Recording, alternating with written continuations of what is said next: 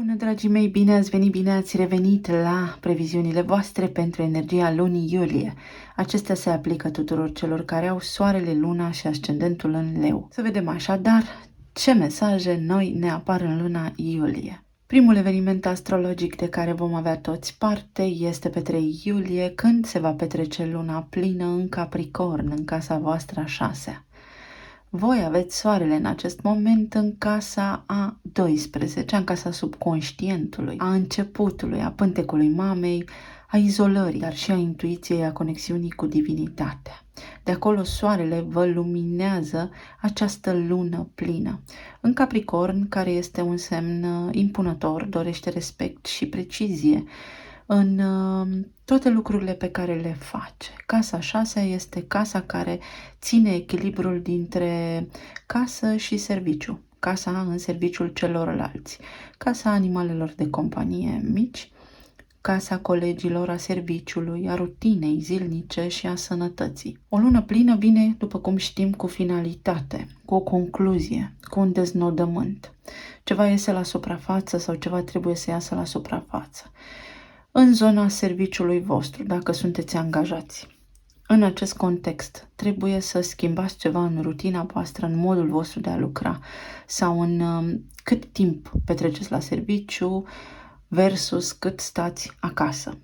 La nivel de sănătate, trebuie să vă organizați mai bine. Probabil că nu vă dați seama unde, cât și cum vă ignorați sănătatea sau aspecte care au legătură cu nutriția, cu starea voastră de bine la nivel general, cu odihna voastră. Fecioara reprezintă curățenia, este casa Fecioarei, iar Capricornul vrea disciplină. Trebuie organizare aici, liste, ordine și meticulozitate, atenție pe detaliu în toate cele enumerate. Mai poate însemna că unii dintre voi vă retrageți din activitatea profesională. Poate însemna și că ajungeți la concluzia că vreți să vă dați demisia. Încercați să cugetați. Totul să fie cu un plan bine stabilit. Poate unii dintre colegi își dau demisia și atunci responsabilitățile lor vă revin vouă și trebuie să puneți totul într-un echilibru. Să faceți fix cât puteți, să discutați despre aceste lucruri. Este și casa mentorilor, să cereți ajutor de la un îndrumător, de la un mentor, de la un om specializat în domeniu în care lucrați sau în domeniul sănătății.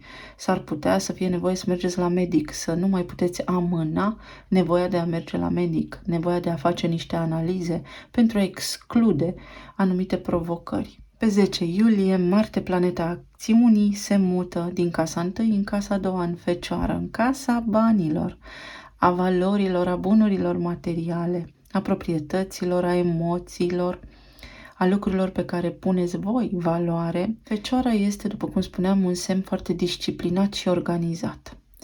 Un semn care vrea planuri foarte bine stabilite, bugete clare și liste de activități sau fișiere cu costurile foarte bine trasate. Este o energie impulsivă, este modul în care acționăm.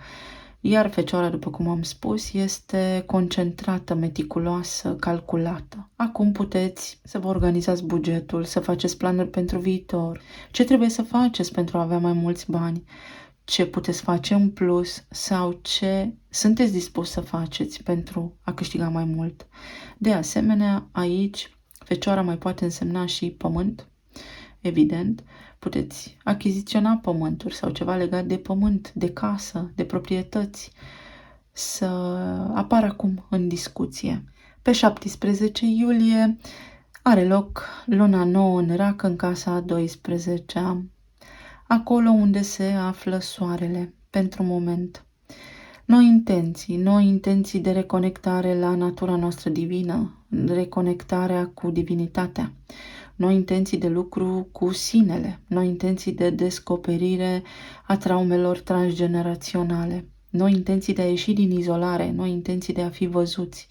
Racul înseamnă familia, trecutul, originea mea, casa copilăriei mele, părinții, iubirea, siguranța și toate aceste intenții au legătură cu ceea ce am enumerat. Cum mă pot simți în siguranță? Ce plan am de acum înainte? Cum pot face să fiu vizibil? Cum pot face să am o legătură, o conexiune mai bună cu familia? Cum pot face să îmi achiziționez o casă în cazul în care nu am? Cum pot face să iert trecutul? De ce? Pentru că altfel îl transmit mai departe copiilor mei în cazul în care am, sau pur și simplu pentru că voi căra acest bagaj inutil în viața mea și mă va bloca în tot ce ține de progresul și evoluția mea spirituală, dar și de cea în planul fizic. Iertarea este cheia, vindecarea este cheia, iubirea este cheia. Putem avea acum o ocazie bună să ne vindecăm fricile. Pe 22 iulie începe perioada de retrogradare a planetei Venus în Leu, în casa 1. Casa 1 este casa eului, a personalității, a modului în care sunt văzut de ceilalți, a modului în care mă văd eu, a înfățișării mele. Leul are legătură cu sufletul, cu inima, cu voința inimii. Este un semn puternic al pasiunii, al creativității, al bucuriei în viață, al iubirii. Este vitalitatea din noi toți, dar este și drama, și riscul, și copiii. Poate pe perioada aceasta de retrogradare este bine să vă reamintiți în primul rând cine sunteți voi, să vă reconectați la inima voastră, pentru că o retrogradare înseamnă că nu prea suntem conectați la semnul în care planeta respectivă retrogradează, în acest caz la inima noastră. Putem să ne simțim confuzi și să nu ne putem exprima iubirea. Venus este planeta iubirii și a banilor. Să simțim prea mult sau prea puțin. Să avem așa un cocktail emoțional, să nu știm ce să facem cu el. Rămâne în perioada de retrogradare până pe 4 septembrie, după care lucrurile își revin cât de cât la normal. Să nu trăiți cu regrete ulterior. Însă pe această perioadă de retrogradare, dacă doriți să țineți diete sau să începeți activitate fizică, să faceți ceva schimbări la nivel de corp fizic, dar în bine, care să nu vă afecteze foarte dramatic, ci să vă susțină corpul și dezvoltarea, este bine să urmați această cale pentru că aveți susținere. Tot această perioadă de retrogradare te poate acum pune față în față cu tine în oglindă și cu întrebarea: ești împăcat cu tine, ești împăcat cu cine ești fericit, ești bucuros, copilul tău interior ce spune? Venus a retrogradat ultima dată în Leu, din iulie până în septembrie 2015. Se reia aceeași temă ca și atunci și poate puteți să conectați perioadele între ele, să vedeți dacă regăsiți vreo temă comună între acestea. Tot pe 22 iulie, soarele intră în Leu, în casa 1, aici, unde vă inspiră, vă dă forță vitală, vă simțiți magnetici, atrăgători, dar ușor deconectați, după cum spuneam, de la ceea ce vă place cu adevărat sau nu, sau să vi se schimbe gusturile așa de pe o zi pe alta, să vă simțiți poate mai îndrăzneți sau poate mai timizi ca înainte și să fiți atenți, pentru că soarele cu siguranță va scoate în lumină provocările pe care Venus în perioada de retrogradare le are de lucrat. Putem avea o abordare creativă, să ne reconectăm la suflet și să depășim aceste provocări, pentru că până la urma urmei toate reprezintă câte o treaptă din evoluția noastră, și fizică și spirituală. Să vedem mai departe ce ne spune și energia oracolului pentru Leu în iulie. Primul mesaj este energie. Veți deborda de energie. Deși o aveți pe Venus retrograd acolo, ea este o putere magnetică, o putere de a materializa foarte ușor. Să vă conectați la sufletul vostru. Energia este totul. Noi suntem energie. Energie să alegeți. Veți fi puși în fața unor alegeri foarte importante pentru voi. Și este indicat să vă gândiți bine. Pot avea legătură cu casa a doua, cu Marte în Fecioară, cu banii voștri, cu modalitatea în care îi câștigați sau în ce îi investiți sau pe ce îi cheltuiți, cu stima de sine. Vă puteți recăpăta acum încrederea în voi înși vă, puteți pierde kilograme dacă doriți să țineți dietă sau vă puteți îngrășa în funcție de dorința voastră, puteți lucra la ceea ce vă propuneți să devină realitate. Și aici avem împărăteasa, materializare, veți avea de unde alege. Veți avea energie să luați, practic, deciziile potrivite vouă.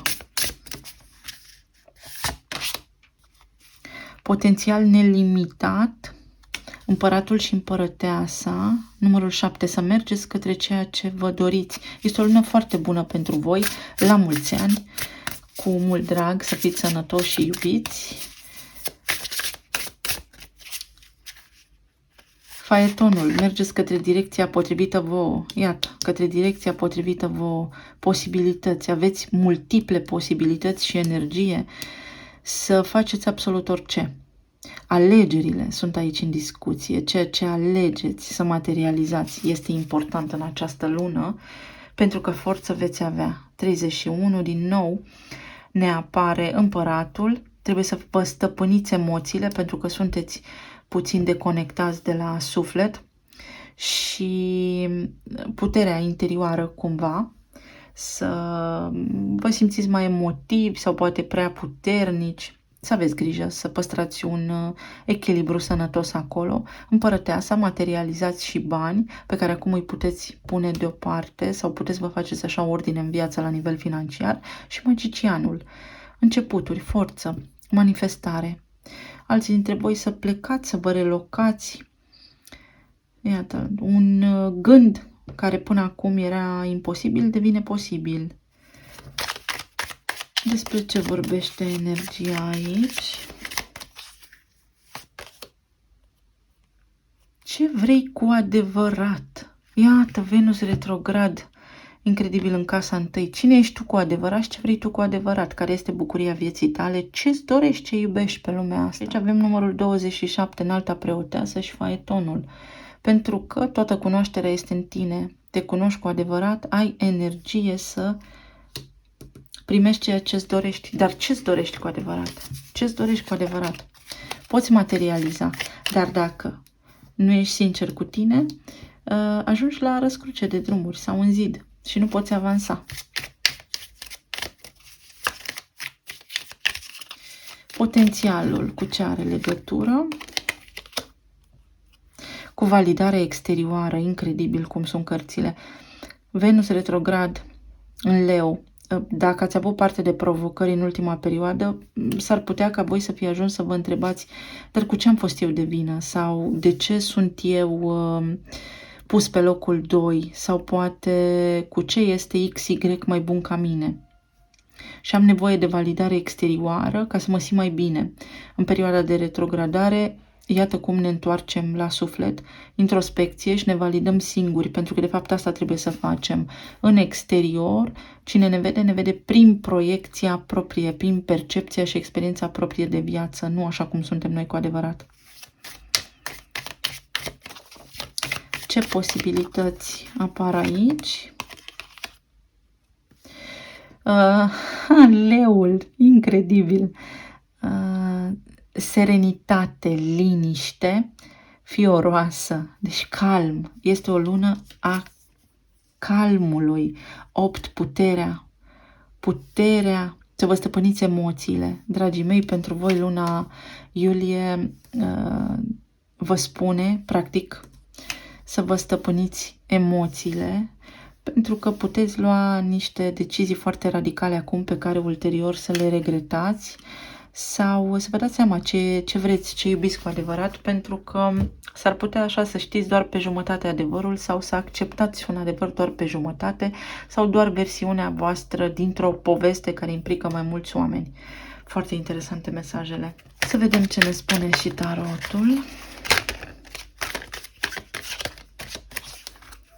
Relație, plan material, plan emoțional.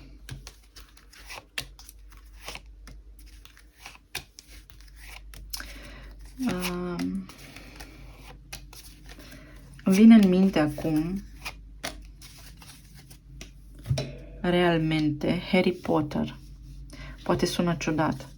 Și trenul de la Hogwarts, școala de magie, unde sunt și lucruri bune, dar unde naivitatea copiilor, iubirea de sine, prietenia, forța uniunii dintre oameni a izbutit să învingă răul. rău care a fost creat din lăcomie, prin dorința de a avea foarte multă putere, de a materializa ceva anume, s-a prăbușit. Cineva acolo s-a prăbușit. Acest rău a luat naștere din orgoliu. Pentru putere, lupta pentru putere. Iată cum binele învinge răul și nu este binele învinge răul. De fapt, ci trebuie un echilibru între acestea două, pentru că pendulează. Trebuie integrare și echilibru. Foarte interesantă luna voastră. Oh, ce frumos! Ce frumos! Voi veniți după o lungă perioadă de plâns, de durere, de jale și de refuz. Ați persistat în durerea voastră prin propria voastră decizie, unii dintre voi. A fost alegerea voastră. Nu v-ați putut desprinde de o trădare. Nu v-ați putut detașa de un refuz. Unii dintre voi în dragoste al cuiva care poate a fost imatur sau al cuiva care voi știți că totuși are sentimente pentru voi și nu înțelegeți de ce v-a refuzat.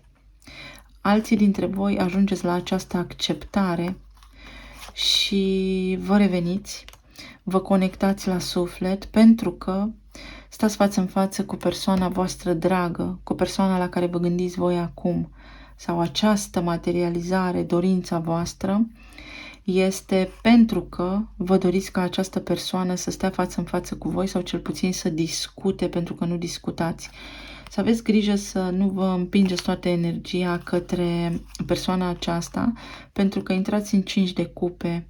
Nu reușiți să materializați așa, ci prin cavalerul de cupe, prin iubire, prin înțelegere, prin ce a fost bun să triumfe, prin lucruri de genul acesta. Pentru alții dintre voi aici cunoașteți pe cineva nou, prin intermediul unei activități care poate avea legătură cu serviciul vostru sau cu drumuri pe distanțe scurte, o iubire sinceră. O iubire sinceră. Cineva vă curtează sincer, puteți întâlni pe cineva care vă curtează sincer, cineva care de asemenea are un bagaj emoțional aici. V-ați pierdut bucuria vieții. Fix Venus în leu, în casa 1, avem aici. Venus în leu în casa 1. Și luna nouă din Irak, soarele din Irak. Nu vă mai concentrați pe ce este urât și dureros. Încercați să vă găsiți bucuria de a trăi, pentru că aveți potențial de materializare a iubirii pe care vă doriți în față, nelimitat. Dar prin calm se întâmplă toate lucrurile acestea. Nu din jale, durere, plâns, tragedie, nu prin exterior. Nu aveți nevoie de celălalt ca să vă spună că vă iubește. Înțelegeți voi ce vreți de la această relație și apoi din exterior vine și validarea. Adică 2 de cupe, mă privesc în oglindă, reciprocitate. Dacă sunteți singuri, puteți cunoaște pe cineva la o convenție, un seminar, într-o călătorie, într-o instituție care are legătură cu niște acte pe care le semnați, agenție de turism. Dacă sunteți căsătoriți, ia sfârșit această perioadă de durere sau neînțelegere pe care ați avut-o și iată cum adevărul triumfă, stați de vorbă ca 2 oameni normali și vă împăcați și dulce este iubirea. Iar dacă sunteți separați, din nou, gândurile voastre pot materializa, dar din iubire, nu din conectarea asta la trecut. Trecutul s-a dus și trecutul influențează viitorul. De acum, din momentul prezent, sunteți cu piciorul către trecut și cu fața către viitor. Stați în momentul prezent, aici, acum. Gândiți limpede și frumos, pentru că aici sunt vorbe dulci. Este cineva foarte galant, foarte șarmant, foarte cuceritor aici, în linia voastră temporală, iată, ca posibilitate să intre în viața voastră. La stimă de sine aveți de lucrat și la a nu mai pune întrebarea, dar ce are el sau ce are ea și eu nu. Nu contează. Nu este vorba despre asta. Dacă cineva pleacă, nu pleacă pentru că altcineva are ceva mai bun. Când pleacă cineva de lângă noi, pleacă pentru că noi nu suntem compleți. Nu noi oamenii nu suntem compleți. Nu noi cei implicați în discuție. Omul care pleacă sau orice om în viață este atras de părți pierdute din el sau de părți care sunt foarte asemănătoare, familiare cu mediul în care el a crescut. Sunt atrași de oameni care seamănă foarte mult cu ceea ce ei știu, li s-a impregnat în creier de mici. Nu are legătură cu noi. Noi suntem atrași de ei, de asemenea,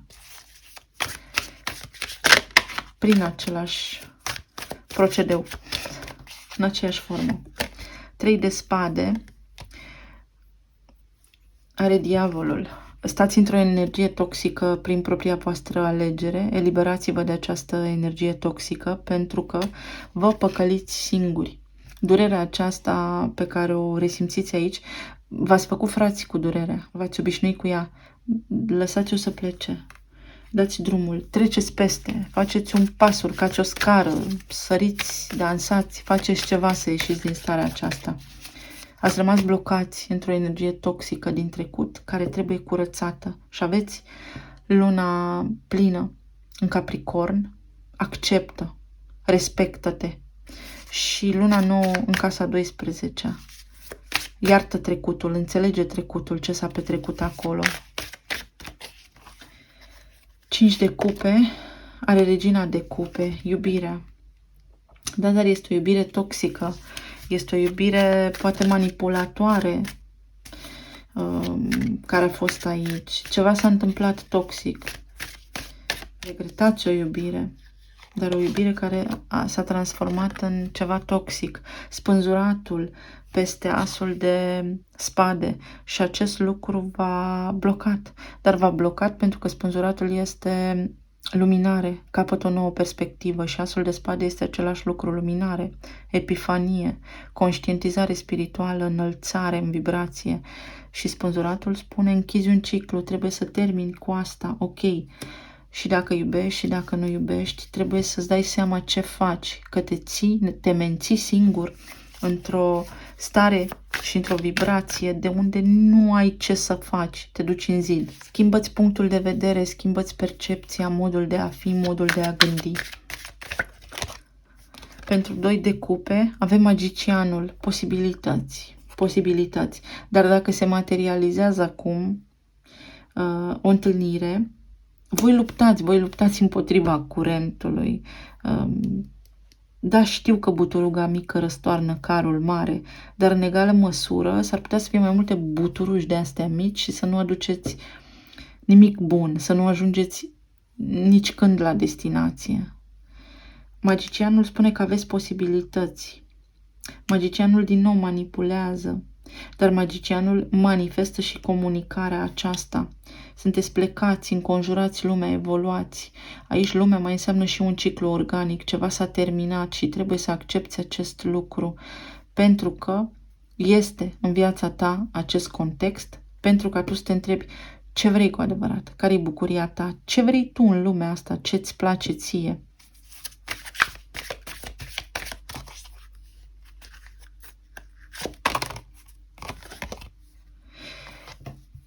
Înaltul preot, credința. V-ați deconectat de la încrederea în voi și vă stima de sine, credința, bucuria de a trăi. Casa 5-a în astrologie este casa iubirii, a romanței, a copiilor, a creativității, a riscului. Poate ați riscat când nu trebuia, ați făcut ceva riscant, ați omis ceva din vedere, ați lucrat pe o bază care deja era șubredă de la început. Ați fost foarte accelerați aici, cu toate că există iubire. Da, persoana la care vă gândiți voi poate fi persoana voastră stabilă. Totul se poate întâmpla, dar din calm. A fost foarte mult impuls aici, foarte, foarte mentală energia. Regina de cupe aici spune că ne-am iubit, dar ne-am iubit în felul nostru. Sau cineva m-a iubit în felul lui sau al ei. Nu există așa ceva. Diavolul, magicianul. Vedeți, au fost ceva jocuri de manipulare aici. Sau o voință, orgoliu. Un orgoliu exacerbat. Ceva foarte ciudat aici. 6 de spade și este nevoie de vindecare. Este nevoie să găsiți soluția la dizolva orgoliul. Dizolvăm orgoliul, lucrăm, ne vindecăm. Încrederea, prin încredere. Unii dintre voi s-ar putea să vă fi pierdut încrederea în partener sau să nu fi avut încredere în partener, să spunem așa. Magicianul ce are aici? 8 de monede. Trebuie să lucrați la voi înșivă, pentru că și persoana la care vă gândiți voi acum lucrează cu sinele. Ați fost separați pentru a vă schimba modul de a gândi. Da, de iubit vă iubiți.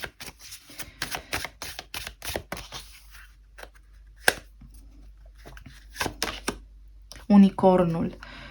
Noroc și prietenie. Poate ați început prin a fi prieteni sau poate ar fi bine în primă fază să începeți să vorbiți prietenește sau dacă ajungeți la o comunicare să folosiți calmul, liniștea, pentru că din exterior validarea exteriorului va fi reciproca dorinței voastre interioare. Și clarvăzătorul, urmează-ți intuiția.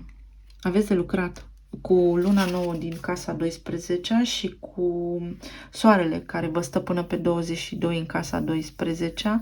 Aveți de lucru la stima de sine, la ce se întâmplă acolo la nivel de subconștient.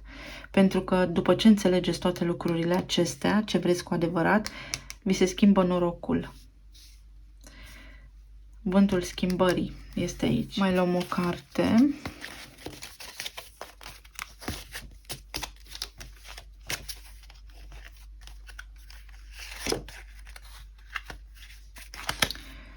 Artificii, bucurie, entuziasm. Entuziasm. Noroc și entuziasm. Plin de energie, potențial nelimitat. Să rezolvați blocajul.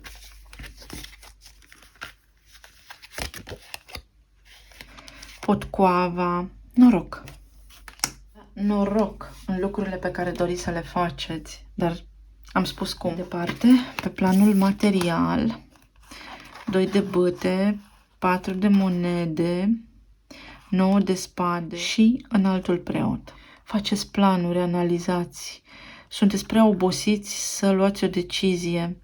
Sunteți așa cumva într-un stadiu de oboseală cronic, care se întâmplă de ceva timp. Este momentul să vă aliniați puțin la realitate, să vă ancorați în realitate, să începeți să aveți grijă de voi și să vedeți că de acolo vă vine stabilitatea. La serviciu aveți nevoie de mai multă ordine și de mai multă rutină.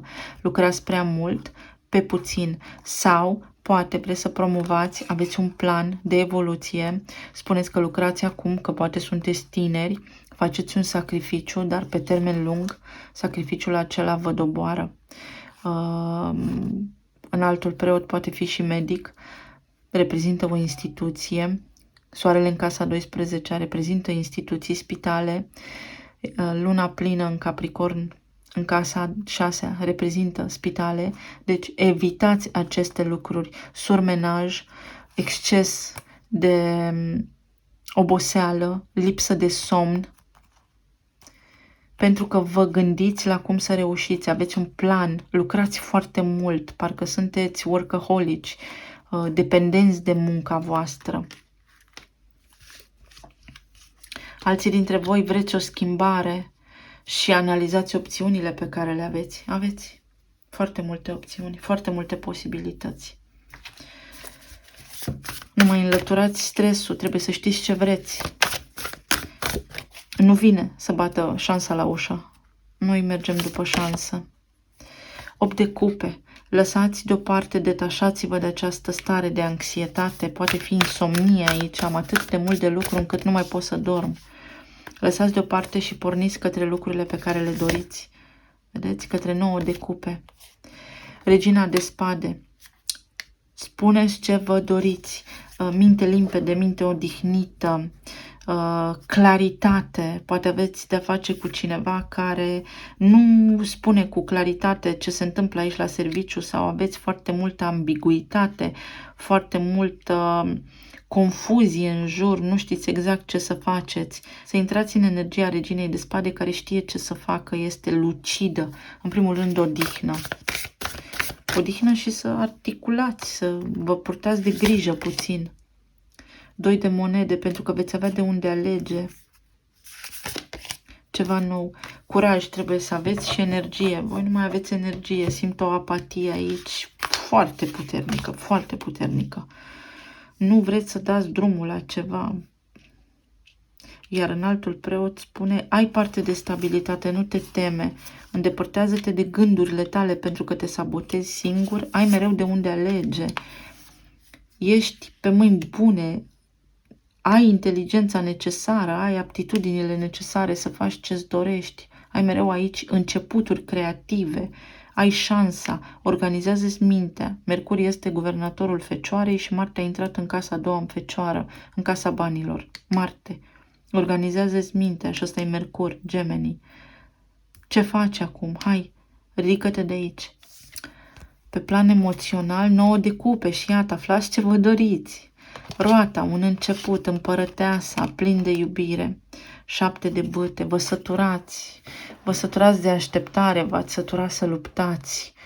Acum puteți, acum vă simțiți în sfârșit plini de succes, de armonie, de stimă de sine, încredere. Iată, 7 de bâte și împărăteasa spun, am încredere în mine, că totul va fi bine și că reușesc să fac ce-mi doresc. Atenție, că unii dintre voi s-ar putea să vreți din ego, dar până la urma urmei fiecare are planul său de conștiință și drumul său în viață, iar pentru alții dintre voi reușiți să materializați un nou început. Dar când intrați în această energie a împărătesei, pentru că ea le are pe toate, liniște, abundență, stare de bine, sănătate, ați luptat mult, voi, mult, un an, ați luptat un an să obțineți ce vă doriți și puteți acum, pentru că meritați, aveți succes aici și asul de bâte, vedeți? Trebuie doar să faceți un pas în față. Ce înseamnă 7 de bâte aici? Cineva din trecut revine. În perioada de retrogradare a planetei Venus, emoții din trecut, oameni din trecut, sentimente din trecut, gânduri din trecut, revin, legate de bani și de iubire. Mi-am spus 2015. Regele de spade. Iată, regina de spade, da? Vă potriviți cu cineva, stați de vorbă cu cineva. Aveți capacitatea asta să faceți lucrurile. Primiți o funcție. Poate persoana aceasta a fost foarte rece, tăioasă, v-ați certat, dar un rege este sub o împărăteasă. Se apără. Persoana la care vă gândiți voi acum se apără. Se apără. Se apără, se ascunde în spatele cuvintelor. Soarele, optimismul, soarele în leu, din data de 22, vă dă putere, forță. Vă simțiți mai bine și la nivel de sănătate aici vă simțiți mai bine.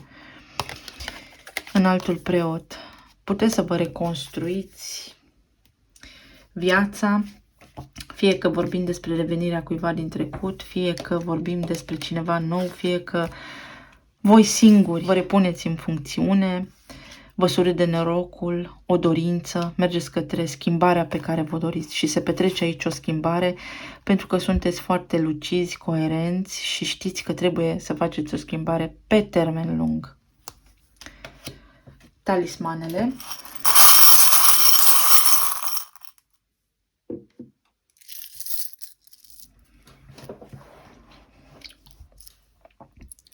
Frumusețea. Gemeni. Aveți gemeni în casa 11, casa viitorului, casa idealurilor, a țelurilor, frumusețea în viață. Ieșiți din 5 de cupe. Acceptați o situație și acceptați-o, pur și simplu. Balanța, la nivel de relație, mentalizați foarte mult. Lăsați lucrurile să fie. Guvernatoarea balanței este Venus, care retrogradează în Leu. Dar în această retrogradare vă atrageți sufletul pereche. Atenție însă, că poate să dispară după 4 septembrie, așa cum a și apărut. O bucurie. Aveți o bucurie, vă simțiți atrăgători magnetici. Intuiția trebuie să vă folosiți de ea pentru a căpăta această stabilitate. Să vedeți dacă ce vă doriți voi este cu adevărat stabil sau drumul vostru. Steaua. O dorință, o apropiere de cineva, o iubire puternică aici. Nu sunteți lângă omul acesta. S-a petrecut ceva de Crăciun sau are legătură cu un cadou, primiți un cadou. Voi sunteți plini de speranță aici, dar nu speranța materializează. Pentru foarte mulți dintre voi, persoana la care vă gândiți voi are sentimente pentru voi, se ascunde în spatele cuvintelor sau a tăcerii. A tăcerii. În esență, persoana la care vă gândiți voi nu vă dă drumul. Nu vrea să uitați. Nu vrea. Se gândește foarte des la voi. O cheie. Este mai ușor decât credeți să materializați, dar trebuie să faceți ce trebuie. Norocul, vi se schimbă norocul, se dezgheață lucrurile, dar pașii sunt necesari a fi mici și plini de înțelepciune. Avem această hienă aici, diavolul, în cuplu. A fost energie toxică anterior, care trebuie eliminată. Mărul cunoaștere aici. O ispită. V-ați lăsat ispitiți sau ați ispitit pe cineva, speranța, împărăteasa. Stima de sine va rezolva acest capitol din viața voastră. Pentru că aveți viitor aici. Din nou o stea. 2 posibilități aveți. Mâna destinului, alegere. Alegere în față. Inițialele A, B, P, fie pe cineva vechi,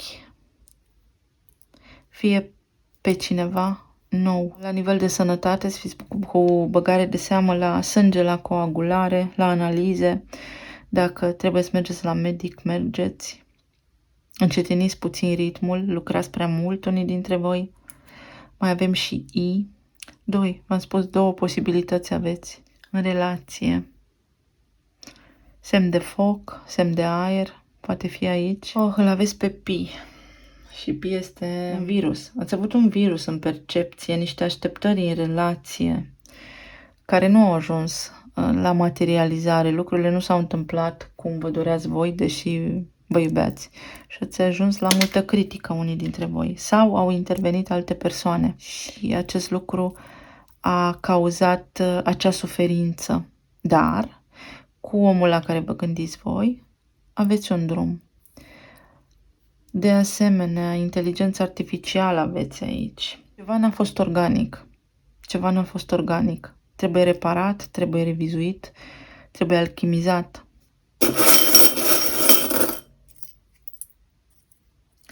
Din nou lumea, un sfârșit. Închideți acea perioadă de durere. Calul, repede, vă conectați cu cineva la distanță, iată leul, Venus, se deschide inima. Deschideți-vă inima, conectați-vă cu inima voastră pentru a putea veni cine trebuie lângă voi. O sincronicitate, pentru că acum inima vă este închisă, vedeți? Nu este organic aici, nu știți ce vreți. Pe o parte spuneți ceva, pe alta spuneți altceva. Cineva vă urmărește la distanță și alege să tacă și să nu vă spună ce simte pentru voi. Cam atât, dragii mei. La mulți ani încă o dată, să aveți o lună minunată. Veți avea parte de noroc, de entuziasm, dar în egală măsură este și o lună profund spirituală pentru voi, care vă înalță, dacă reușiți să treceți peste vibrația diavolului. Să fiți bine, iubiți, sănătoși și să ne reauzim cu drag și cu bine și data viitoare. Pa, pa!